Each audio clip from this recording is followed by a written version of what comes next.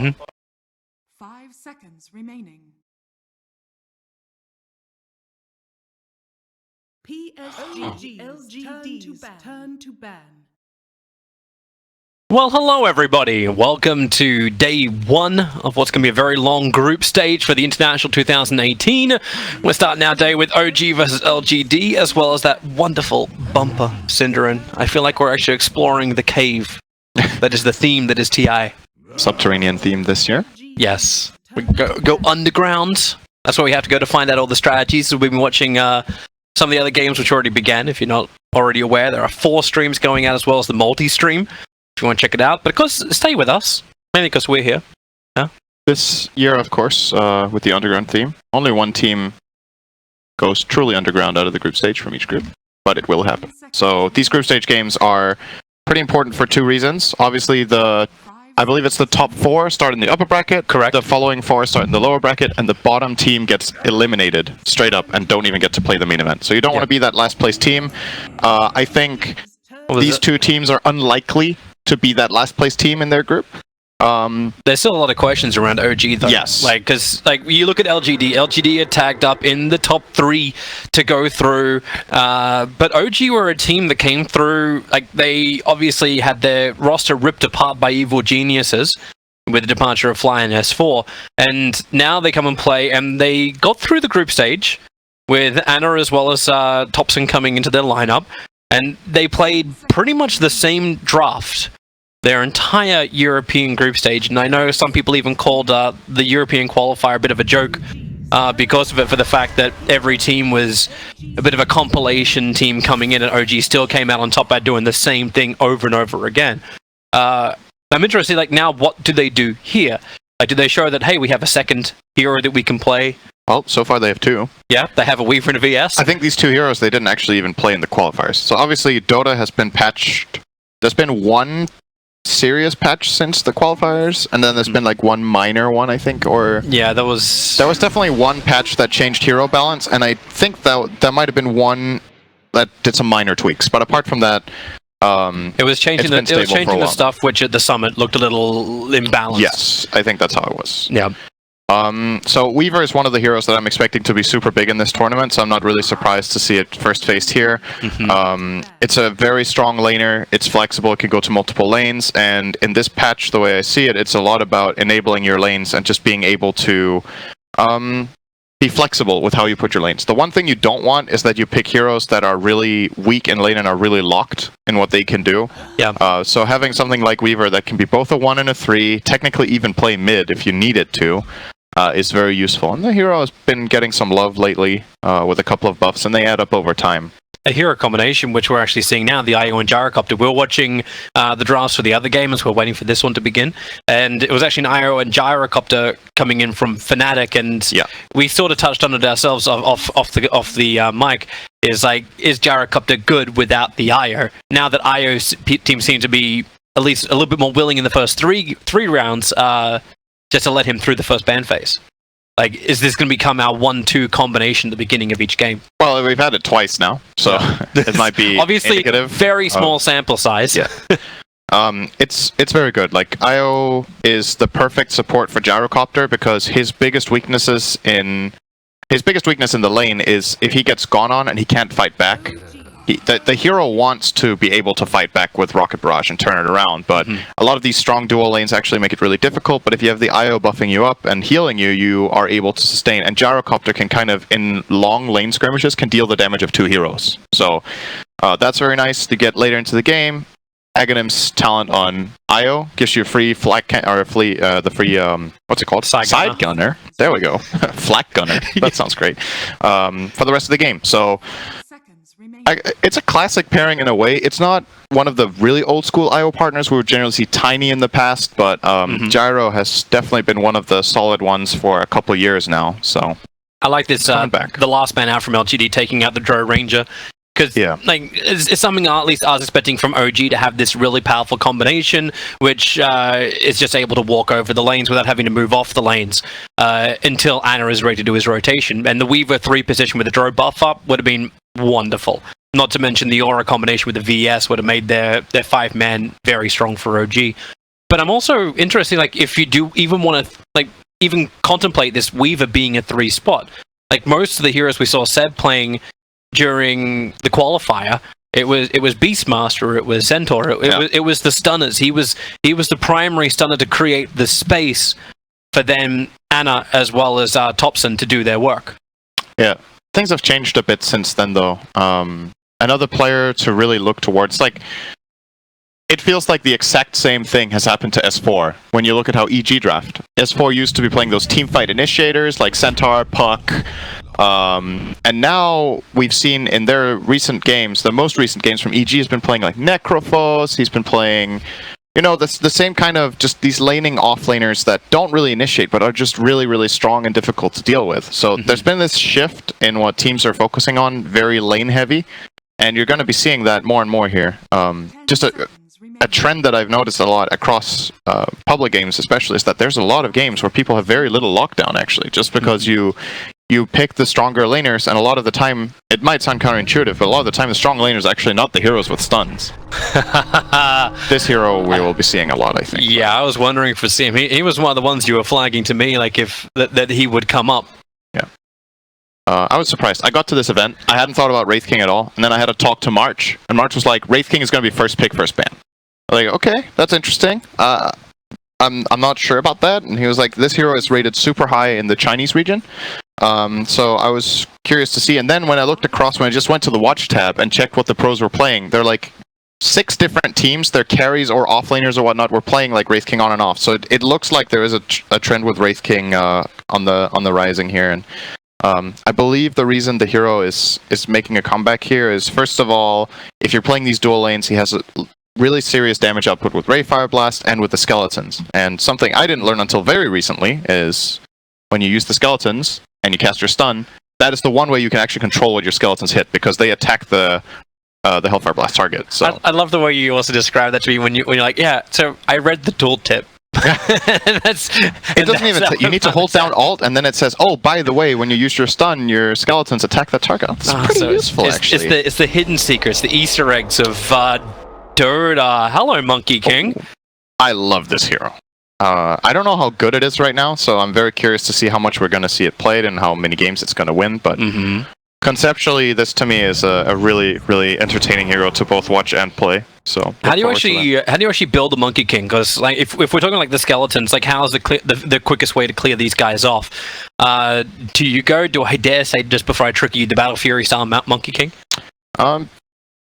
I don't really like Battle Fury as an item this patch at all, actually. I think there's very few heroes that can get away with it just because of how, at least, you know, this is day one, who knows where the game is at. But from my experience and what I've seen, generally you want your heroes to get incorporated in the game relatively early on. And if you're farming a Battle Fury on Monkey King, you're not really playing to the hero's first peak, which is just when you have levels, he's a strong fighter. Yeah. And a lot of the time you'd see players go like Treads, Echo Saber, and just fight.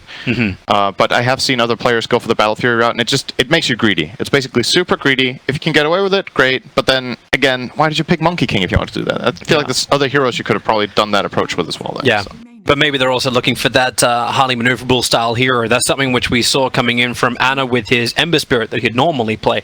And he can just transition off the lane, come in for a quick kill, and then move off again. So maybe that is going to be this role of the Monkey King. But then there's still the other question mark. So you're going to remove the Invoker as the final one, so LGD probably believe that it's just Topson's hero. They were waiting as the last one. They decided to completely avoid banning Zeus. Seems they don't care about that. Curious if OG put this is Topson's one of his 3 best heroes, the Monkey King, and the lane matchup is terrible if he goes mid. So I think there's no way they put him in that position. They just switch it up. They could be putting Topson safe lane and get Ana a mid lane hero here. I believe Ana does play TA. Yes, definitely. He he wrecked during I think it was Kiev. Yeah, on his TA. He has definitely played TA. It's like the classic counterpick to Lina in mid, right? Like, almost no heroes beat Lina in lane, but TA is the one matchup that she consistently struggles with. That, and I think Broodmother, which is actually in the... No, I think Lina's still okay against Brood. They're both gonna farm. I think that's how it goes. But Lina actually loses the lane to TA. So I don't think we've seen Anna play a Broodmother, ever. So last choice, it's going to be a Skywrath Mage. Interesting. So it's actually Thompson playing the Skywrath Mage. We're going to keep him on the magical nukers. He's finished his cavern crawl. He's got the cavern crawl set. Nice. Yeah. Very good. Has priorities in life before you come to TI. I think... I don't know if I've ever seen this matchup, actually, Skywrath mid versus Lina. But something tells me that... Like, Skywrath is generally a lane dominator in the one-on-ones mid, and I feel like this is the kind of hero that he actually can't bully enough. I think Lina is fine in this lane. But I'm ready to be surprised. OG, obviously, this is a classic pick for Thompson, so he knows the matchups very well. They know what they're getting themselves into, and now he just needs to deliver. So it feels very Digital Chaos-esque with it does with the Skywrath Mage pickup. For those who don't remember that, it was actually a grand final that DC did that in Game 1. The only game they won, actually, out of that grand final. Looking at these drafts overall, though, I would say I just like the look of LGD's draft. When you look at it, it's like it has a lot of damage, it has a lot of good team fight, its lane should be pretty strong, they have flexibility, they can put the Gyro in the offlane with IO if they want to, they can put Wraith King there with the Lion, they can... I'm assuming the Lina will go mid. So, okay. Yeah, it would be the most obvious assumption, but then obviously you got the IO who can just change up at most of the lanes anyway. So, well, let's roll into it. I want to see how the lanes are all totally matched up. OG, we asked for something unique to come out of them to see if they can actually contest one of the top 3 teams for as far as both fan favorite as well as numbers go. But yeah, let's go into it. Yep, so it looks like OG on the Radiant are planning to run the Seb Weaver in the offlane with the Vengeful Spirit of Jerax, Thompson on the Skywrath Mage, No Tail playing the position 5 Warlock, and finally Courier bottom will be played by Ana. That's a real nice Courier. Is that a maxed out? What is it that one is called? Is it Ari? Is it Ari the Courier? No, it's called something else. Oh, they have it in base. I'm being... Yeah, it's yeah, but they have no name on it. Isn't it called the Onibit or something? Onibi. Onibi? Onibi. Oh, I'm not sure how to pronounce that. He looks nice Onibi. anyway. Yep. On the other side, LGD, or PSG.LGD have FY on IO, one of his best heroes, together with Ame's Gyrocopter. Somnus will be mid on the Lina, and the offlane looks to be Wraith King from Chalice and X-Nova's Lion. So, in this patch, compared to, if you watched a lot of Dota last year at TI, the position 4 was very much roaming, picking up bounty runes, looking for kills across the map. In the current metagame, it's more beneficial most of the time to just have strong laners. So you will see the position 4 is sometimes in the safe lane and sometimes it's in the off lane, but it is laning. And this time they've put their 5 in the off lane together with that Wraith King and their position 4 IO in the safe. So PSG.LGD is going to have to back off this top rune. The bottom was also being contested. Charles and X-Nova just positioning perfectly, and it's only No Tail who's down here for the moment. So they were looking for some level of a fight on the top lane, but it just never came, except for Monkey King, who is actually, he's inside the base trying to hunt the Courier. So shenanigans to come in from Ana in the very, very beginning, but LGD, it's like, where the hell is that Courier going? He slipped through the ranks. good awareness though from PSG to not lose their Courier there. Getting the Courier sniped by Monkey King in the start of the game is actually extremely impactful, especially for the mid lane. It's one thing the global goal that your team gets, but it would have allowed Thompson to win mid. Just hands down from Somnus not having enough regen. But the Courier's alive, so here come his tangos. And we'll see how this lane plays out. I'm actually very curious about this mid lane. Yeah, they've already managed to pull the creep waves to both sides of their own towers. I also want to keep my eyes on this bottom lane and see how much farm is able to get into Chalice. So I want to see just how effective the Wraith King's going to be against a hero like Monkey King, who loves the up-close melee. It's not like Lion can harass him out, not when Warlock's nearby. This is a good matchup for OG in the safe lane. I think they're definitely favored in this lane. Just sustaining with the heal. If there's any aggressive attempts like this, you just don't really care that much. Ana's gonna farm, and this lane, for me especially, gets scary for PSG.LGD when the Monkey King hits level 3 and the Warlock does as well. I think that's when they're really in trouble down here. But they're spamming so much early on. Like, this is always one of the bigger problems of a Wraith King, right? Like, you had to have, like, Wraithfire Blast is 95 mana out of a 300 pull. It's It used to be 140. yeah, it used to be a lot more. So maybe it's not as damaging. Top first blood. Seb goes down. FY and Arme were chasing him down. They used the flat cannon early on. Now Jirax kind of trapped. He only had Wave of Terror. So this is going to be to the taunt of FY. A double kill for LGD and a great start to their round. In the mid lane, it looks very Somnus favored for now. On the Lina 11-2 against 5-1 Skywrath Mage. The way Skywrath wins his lane generally in mid is just that he plays against the opponent, he spams Arcane Bolts over and over and over again, and they run out of regen, and they have to spend gold on regen, and then you win the economy war that way. But Lina has so far done totally fine in this mid lane. This is so difficult for Seb. So he got caught out underneath the sentry ward, it seems, up on the top lane before. And then he took all the full brunt of a tethered up flat cannon. Notel in trouble in the bottom river. X-Nova and Chalice gonna find him, and X-Nova, just for good measure, finds the regeneration rune. How convenient. It is very convenient. Well, at least Anna's able to find some farm on the bottom lane, but LGD now have 3 kills across the board. Their advantage will start to push over 1,000. And with Somnus off to a good start, yeah. This seems like what LGD wanted. Maybe not exactly what they wanted. Arme kind of trapped out. The Wave of Terror is in once again. Seb solo on life. FY's coming in. He was salved up but didn't have the mana to tether over, so he'll use the balls to just kill off Jirax. But still, I think OG are still very happy with this trade-off. They got a core for core kill, or rather, they got a core kill on their Weaver on the enemy Gyro. So even though they lose their Venge there, it's pretty good. But the problem is Seb actually lost so much health in that exchange that he has to wait for these salves to be brought up by Jirax. He TP's in, and now they're in fighting shape again. Yep. So FY and Arme can be underneath the pressure. That bottom lane, as you said, keep your eyes peeled when it hits level 3. No time's a little short. Banana's already found his level 3, about to hit 4. And his Thompson, he's just pulling this creep wave back so far all the time. Oh, he's taking so much damage bottom, actually. Ana. That's problematic. Notel's heal's not kicking up enough, but that's why the stick charges are there. And Ana has the distance. X-Nova's so low on life. They had the 4 skeletons charged up in the Mold Strike, so it deals so much damage. Monkey King doesn't have the best base armor, so these skeletons hit really hard, and he had already used his Boundless Strike, so he couldn't stun them or keep them at bay. And during all of this like chain lockdown between the 2 heroes of Lion and Wraith King, you deal a lot of damage with the skellies, so gotta be careful.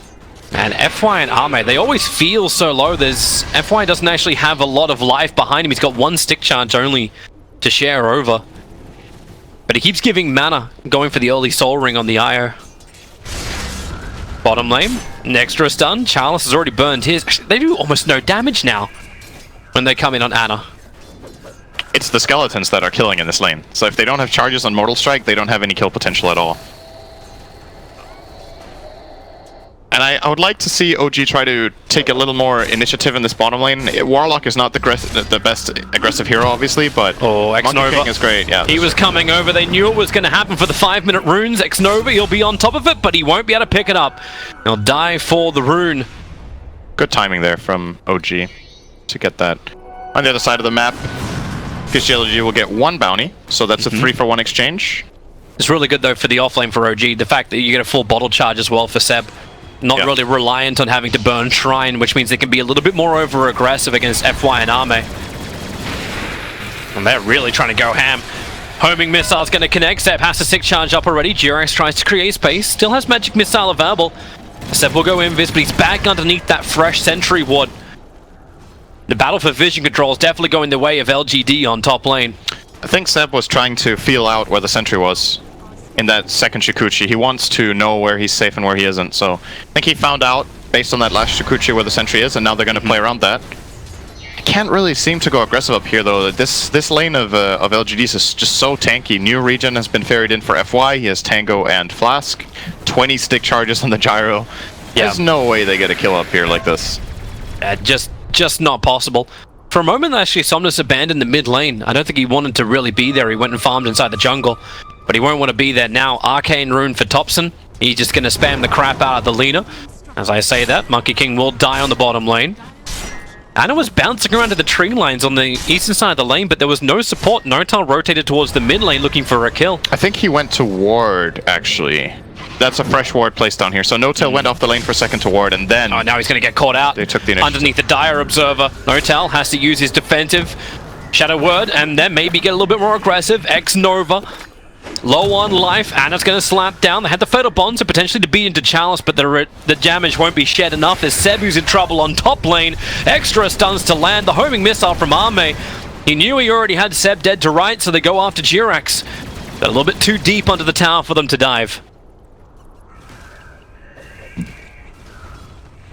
In the meantime, No-Tail almost died to Skeleton's bottom. They were just hunting him down. They have 350 move speed, and No-Tail has 297, so he can actually get just chased down by the Skeletons. They gotta be careful. They almost look pointless to kill too. They give so little bounty. Yep, it's not like Eidolons, which give you so much. Here we go again, another dive up on top. Seb will get a revenge, so support for support. And the bug will get rid of by Arme, so he's fine, but it's Thompson who's in trouble. Liar Strike Array will connect. X-Nova has his own stun. So LGD, they'll have the successful rotate into mid lane. Yeah, they have more play potential, I would say, right now. OG's heroes seem more dependent on constant support. They're going again on top lane. Tether coming in from FY. This will give the life to Arme to then try and turn around. Seb has to Sakuchi himself away. And the homing missile, this has to be knocked off as bottle charges call down from Arme with the wave of terror. He's so low, magic missile won't kill him off, however, but maybe with a swarm. It connects onto the back of him. FY's got him. There's 8 stick charges available. So he knows he'll be okay.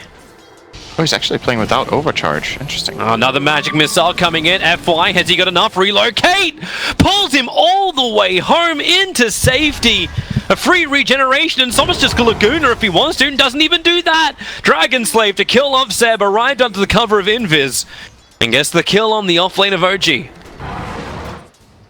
Nice and easy here for just a couple of rotations that they've done have been very successful. The Lion getting into mid, frees up the Lina for a moment, she pushes out the wave, takes the opportunity to go top and find that kill, and now this is one of the downsides of Skywrath mid. If you're not destroying your lane, you don't really pose a threat to the tower, right? Like, how's this guy going to push this tower? He doesn't clear the wave very fast, and when he does, he doesn't deal any structural damage, so... It's It seems like it's a pure kill hero. That's all. Yeah. Just like spam it out, and does he actually have to focus like FY at the beginning? Get rid of that regeneration. It's the reason why he's probably up on top. Observable gives him the information. Seal, Wave of Terror won't be able to reach, but the call down from Arme is pretty good. The magic missile stun will connect. Seb just has enough life with a stick charger to then get the time lapse off. Thanks to the kill, he actually got that level 6. So Gyrocopter down again. Not the path he wanted to take. 4th on the net worth. Looks like it might cost OG a mid tower though. That is... I don't think you're happy with this exchange. That you pay... Sure, you get a really big kill on the Gyrocopter and you get your Weaver a little bit more into the game, but losing a full tier 1 mid tower minute 930 from this... Well, they're coming for a fight again up on top lane. They don't want to give it up. Under the cover of smoke. End up having 4 heroes on top. LGD, nice defensive ward already placed around the side, same with the sentry, so no way for OG to get the vision advantage. Now they turn, they try and fight. The homing missile still on the deck. It's going to go towards Seb, but they've got the stun in perfect from Anna.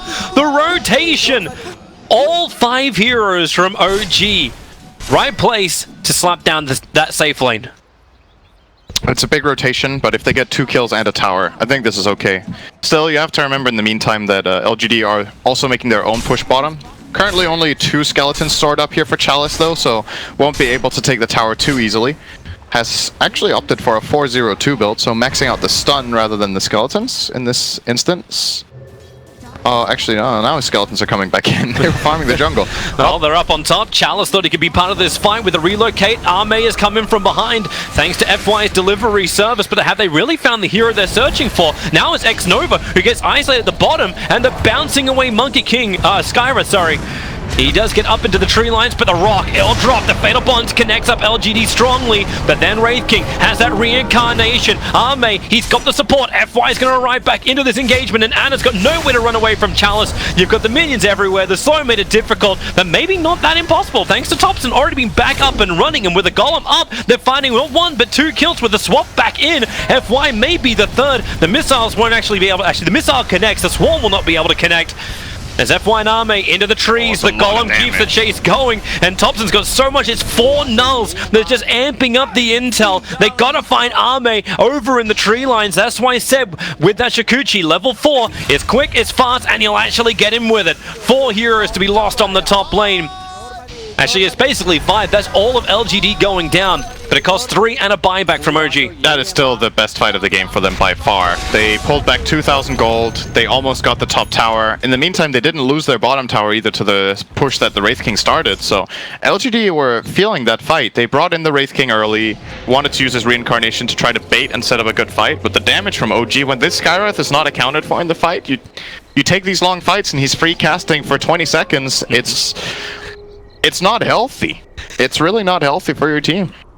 Do you also like the fact that he skips even amping up even more intelligence? Like that level 10 talent hasn't been skilled? I kind of like this, just maxing out the spells first, actually. I think we might see him go 4-4-4-1 and then start taking talents. Then take 2 talents in a row, perhaps, and just keep ulti level 1. I'm not sure how Thompson does it. I've seen him play Skywrath where he didn't skill the ulti until level, I don't know, 13. Well, they've had another target. It's going to be the Lion. Oh boy, that hits so hard! 2 arcane bolts will be enough to kill him. Wait until you actually start getting double of those bolts. But you've still got to hit that timing window, right? Because LGD will get stronger. I'm not seeing a BKB queued up from Arme. In fact, he's just going for drums.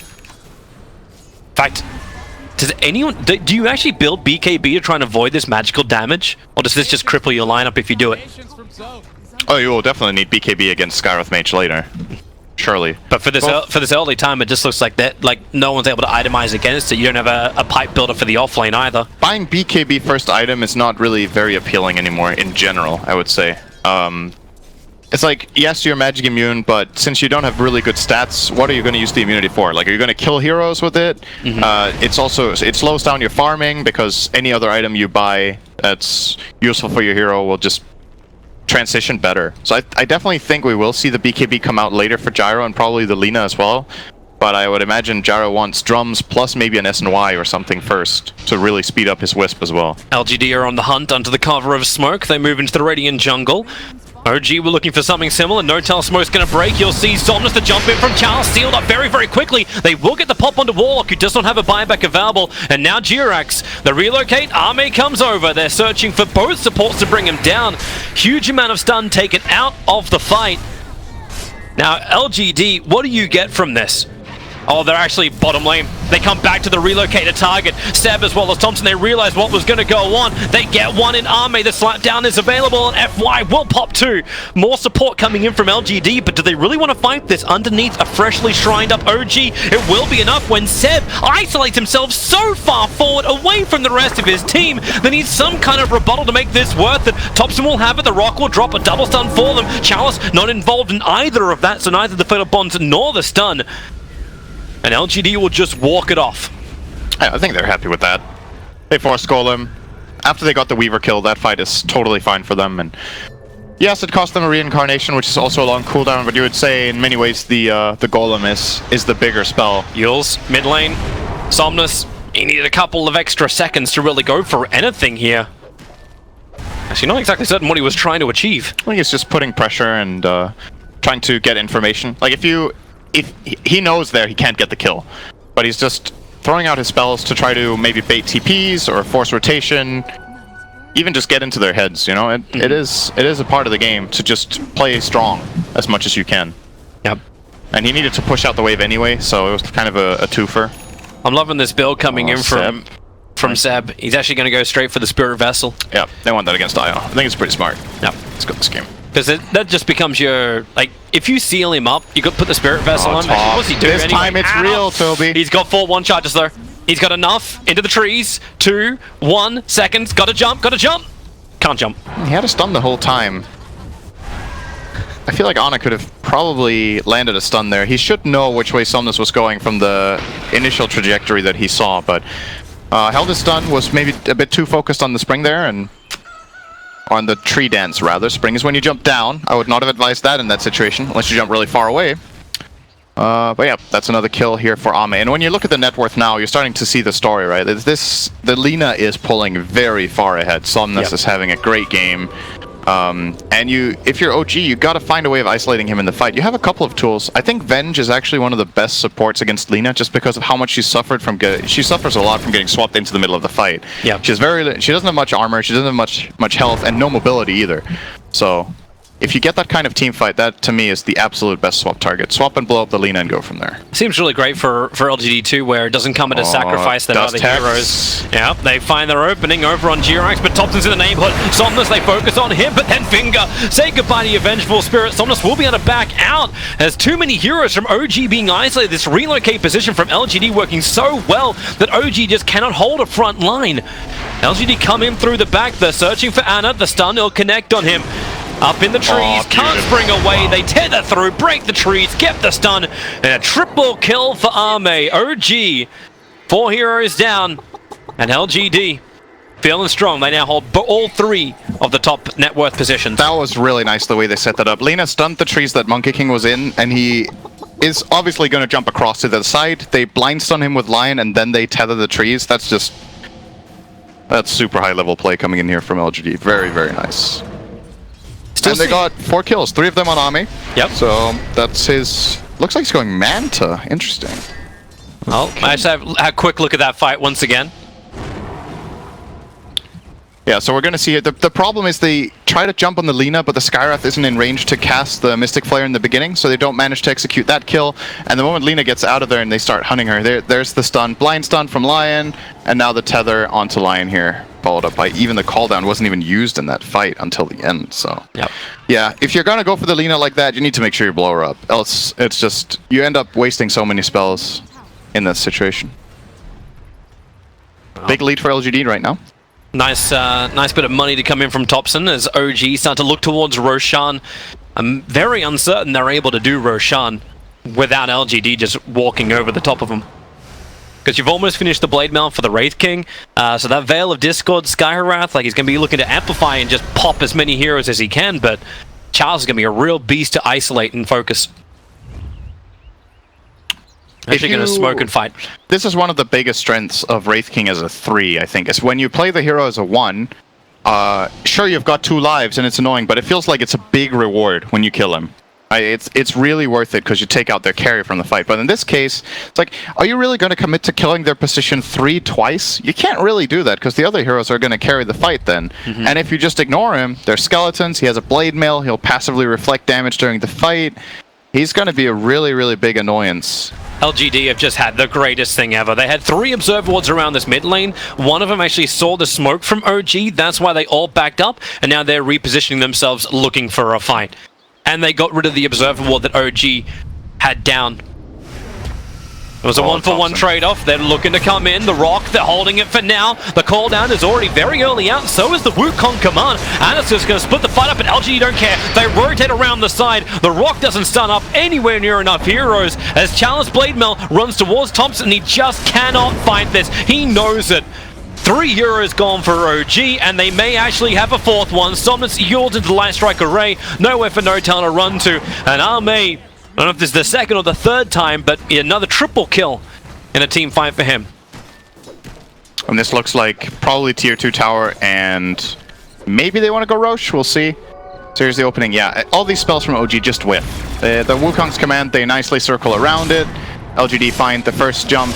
And they forced the defensive swap as the opening too, so Jerax was in a horrible position for that fight, and now Ana went for the bounty rune, got hunted down by the Wraith King and Io. So. He tried to TP out as quick as he possibly could, almost playing like an Ember Spirit does, like I'm just going to force in the top lane so they can't go high ground against me. Oh boy, Scepter bonus is now here. Yeah, he has 3 cores that all benefit from it. The Gyro gets the Side Gunner, the Lina gets the Aghanim's ult, and the Wraith King gets the Aghanim's Reincarnation AoE, which is probably really interesting for his team. If in some situations, the IO might want to tether the Wraith King. We'll see if it happens. More than likely, he'll be playing with Gyro for the rest of the game, but it would be a funny interaction to see. I don't think Somnus actually saw Jerax then. He ran around him, he knows someone's around here because they walked over the top of an Observer Ward. It's gonna see it now. Okay, yeah. Now we definitely know. Light Strike Array will connect. And Laguna just for good measure. It's such a low cooldown anyway. Arcane Rune. Oh yeah, that'll also be even better. So only 40 seconds. Is Ana thinking about this fight? They don't have Warlock Rock. They're pinging out. They're thinking. They know the Monkey King came up. Once again, this Observer Ward, even though it's got 20 seconds left, has done its job. Relocate is ready. This is more than likely not going to end well if they go. Oh, they also found Thompson. It's going to kill off Thompson.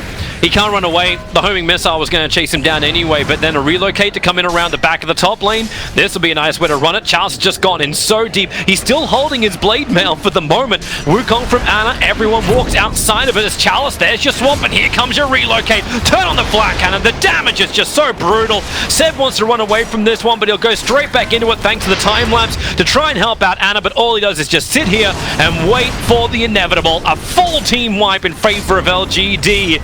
And they have this game quite firmly at the throat. The only buyback on OG here is the Weaver. I do think this is going to be a lane of Rex. The Warlock Golem, 15 seconds, is spawning. But you don't have... Well, you got no power in their lineup. You don't even have a charge of Spirit Vessel to use in the fight. So, you're not shutting down the IO. They're gonna respect the possibility of OG pulling a good team fight off here with the Golem, so they will back off. Thought they would at least get the tower, but playing it very safe. LGD not taking the risk, and they don't need to. They've got a 20,000 gold lead, minute 22 almost, which is extremely big. Yeah.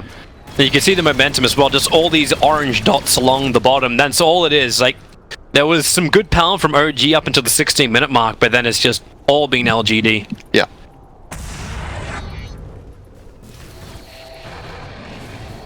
Maybe this is the time for OG to try and sneak Roshan, or... They don't even have a Roshan killer, do they? Like, Monkey is not going to hit it anywhere near hard enough. They have a lot of minus armor. They have level 4 Swarm and the minus armor from Venge, but yeah. They still don't have that last piece for the easy Rosh. Against the team fight that you have of LGD, and the fact you're going to have a Maelstrom soon onto Arme. Yeah. FY just giving him all the buff up you want. Maelstrom, Side Gunner. Yeah. Classic. It's just so damn powerful, and I don't understand how OG is meant to kill off Chalice. Like, you want to jump onto this Wraith King, he just triggers Blade Mail, and then you've lost the fight. You can't go on the Wraith King. It's actually just not possible. He's even going Echo Saber. That's very different, I think. I mean, we're going to see if this is a different build. I think the Blade Mail is very standard, but Echo Saber is not the most common build, I believe, in this hero. Hang on, no, did they scan? No, they scanned Roshan. I thought for a moment they scanned OG perfectly. But OG are trying to wrap around the back of the tier 1 tower, using Ana for that little bit of extra vision. Seb will Shikuchi down, but they see him. Chalice jumps in, picks up the Arcane Rune. Ana has to go into the Wukong command. They're going to try and go on the Wraith King before he gets the Blade Mail off. With a slapdown, they do kill him and pop the Reincarnation. But where do you go next? Thompson isolated out by the leader, but the Rock creates a little bit more space for this guy. Right, Mage to do some work. Nortel's trying to keep everyone slowed down with the upheaval, but now we are surrounded by LGD. Buybacks in as OG trying to bring back Thompson, but are they going to gain anything from this? Ana's already TPing away. If they got a stun, they do not. They cannot cut through. No Quelling Blade left onto Chalice to do so. But this is now LGD who can slip in and do Roshan quite easily. Double damage on Lina is expiring. So this is the problem, right? This is the thing we talked about with Wraith King. You commit Wukong's command to go on the Wraith King. A bit of a misplay there from Thompson too, completely missing the Mystic Flare. Definitely didn't help them either. But, you know, you place this Wukong's command on the Wraith King, he doesn't even die. And we come back live to watch Jirax. Oh, okay. Nice. Swap and run. He was trying to get the bounty runes. Cute little play there. But inevitably this Roshan will fall. Another aspect of Wraith King, by the way, that we haven't even talked about, the aura. Yeah. When you play this, again, when you play it as a position 3 rather than a 1, a lot of the hero's key benefits are full effect in these other roles. So the level 4 aura 30% lifesteal for Gyro is really, really good. He obviously has the reincarnation the same way, and with this item build, he doesn't need to carry. He's basically like this unkillable frontline tanky hero that just starts the fight. He's going to cop one of the balls. VS can die in the meantime, so once again, Jirax under threat. Ana just trying to bounce around and waste the time of LGD. That's why he was pushing the bottom towers within deny range, and Arme is going to take care of that. And it was the VS who died on this mark here. When's the last time something good happened for OG this game? No green marks on the graph. 15 minutes ago. Well, if you want to go for the win probability, 97% in favor of LGD. I think I can say that's accurate. And for all those fantasy points, kids, it's a good day for LGD. It is. Wait, who did I pick? I picked Ame, right? In my team today. I think I did. Oh, it's pretty good. I have FY, and I have Somnus. You have Somnus. Somnus is good this game. Yeah, it's a good pick. It's a good day. Good day at the office. But then again, OG, they're not out of it yet.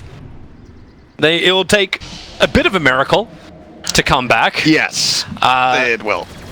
They can't need LGD just to be isolated, right? But it seems like OG just delaying this. They're pushing the side lanes. Anna's being a real nuisance on the side. Does this actually buy us time for a critical item? Like, I'm looking at a BKB for the Weaver on the way. You've already got the Veil, and he's trying to go for an Aghanim Scepter on Topsum, but it doesn't look like he can survive like going on Wraith King or going on anyone. There's no escape item for a Skywrath. Yeah, I think the biggest item in this game is Monkey King's BKB, but I'm concerned it's going to be too late to even become a part of the game. It really is the item that they need, because the problem for Ana is he can't really use his Echo Saber, right? He uses his ulti, but he can't go in. He just can't go in the fight. He's just going to die. Homing missiles chasing him down. Neural Scepter actually going to cancel off the stun they were looking for, but it won't matter when Somnus has so much to follow up with. They drop the rock, and here comes Ana in for a Wukong command. He'll need to get a good line stun, but it just doesn't work. They already know it. He bounced out of his ulti as quickly as he put it down. Actually quicker. 3 euros from OG lost. Jurax will join him. And LGD are on the rampage. A miracle I do not think exists in this game for OG. That's some time ago. Wow. I wasn't looking to go back that far for memes, but alright. Now we're at the... I like to call this... I need to come up with what I call this. The magical mark. Let's call it the magical mark. Magical mark. 1k GPM lead is generally an indication that you have won the game. This is very, very, very... like... These are the biggest kind of leads that we generally see. Beyond the 1k GPM mark, I don't think I've ever seen a team lose. OG's trying to hold on to it. Warlock, so much damage onto No-Tail. Laguna from Somnus will get the kill, and they're looking for a little bit more. The stun will connect onto the Weaver. A swap away. He needs time to timelapse. Actually, no, he'll just run back into base. Thompson can come back to the world of the living, but how much has he really got? He's not even level 15. He doesn't even have that second Arcane Bolt available or the seal, and they realize it. They call it GG. The nukage doesn't work. The cores don't work. And LGD have an answer to absolutely everything OG were throwing at them. Yeah. It looked like, it looked relatively competitive when OG got that good teamfight top. They were 4k behind, they pulled it back to about 1, with a good chasing sequence where they got a lot out of the Skywrath Mage, but after that, LGD just took a couple of good fights, and OG